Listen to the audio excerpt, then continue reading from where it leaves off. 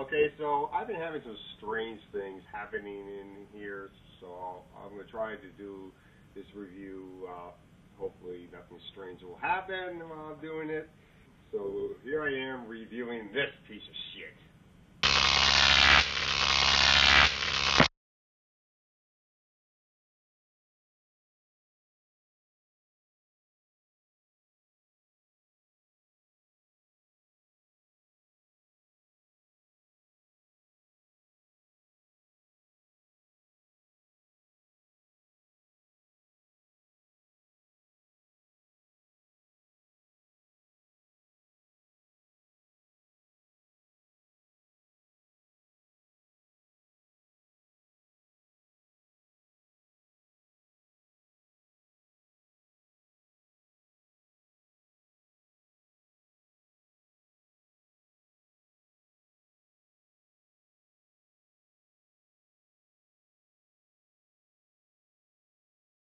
Apparition.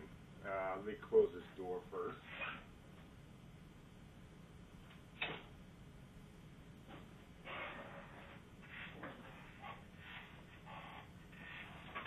Okay, so Apparition stars Tom Felton, a.k.a. Draco Malfoy from Harry Potter, Sebastian Stan, a.k.a. Bucky from Captain America, and Ashley Greene from the Twilight franchise. And it's basically about these three college kids, Draco Malfoy, who plays Patrick, Sebastian Stan plays Ben, and then there's this blonde girl played by Juliana Gill. Her name in the movie is Lydia, actually. She gets killed pretty quickly in the movie. And these three characters try to recreate this experiment where a ghost was brought into the real world before a ghost was brought in back in 1973, and now they're trying to redo that experiment. What was it? It was an unnamed time, probably like 5 years ago, or I don't know, 10 years ago. It all depends on when exactly these Patrick and Sebastian Stan's characters were supposedly in college. And apparently, when they bring the ghost in, they're using all this electrical equipment to magnify the effects.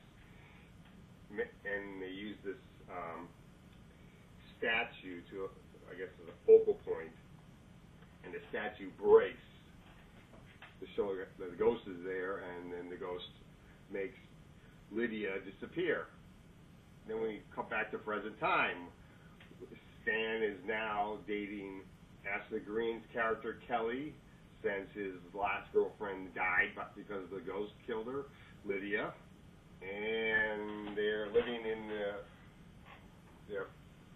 Kelly's father's house, and all of a sudden these ghostly things happen. And why is that door open? Seriously? Why is that open?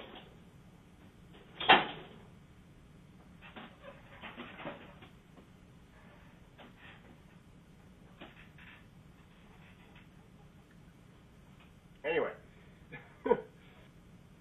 Ben and Kelly are living in the same place, and weird things start to happen. Ooh, doors start opening and closing, kind of like Paranormal Activity. Furniture starts moving, a dresser moves a little bit, and mold starts appearing out of nowhere, which is kind of weird. This is supposed to be a build-up up to the scary stuff. The problem is the build-up is very, very, very slow. This is so slow, it's making me lose investment in these characters. Patrick is Draco Malfoy. He's barely in the movie. We barely see him. He's only, most of his scenes are in video flashbacks. present time. He's like in the movie one or two scenes, which I'll get to later. I don't feel he's in it enough, and even if he was, this movie's not done very well. Director Todd Lincoln, this guy's a novice director. His previous films have been short films, and he also did the writing for this piece of shit. Oh man, yes, it's gonna get a bad rating. So yeah, the build-up is way too slow. The ghost is not even that scary. They try to make this ghost be like the Grudge when it comes up a little bit. I mean, that's what the ghost looks like when it appears. It's kind of like something out of the Grudge. But before the ghost even appears, there was one scene where you have these security cameras. Kelly and Ben have 4 security cameras watching the house, and they get so scared at one point that they decide to sleep in a tent right outside the house. And then you see the 3 of the cameras go out one by one by one, and then we get the last camera, and that camera breaks off the house and starts creeping towards Kelly. Well, Ben, since he heard something, he's walking around the house looking around with a bat. That's just weird. I mean, that's not really that scary to have a camera creeping after you. No, it would kind of make more sense maybe for the ghost to be creeping after Kelly, not a camera. That's just kind of stupid.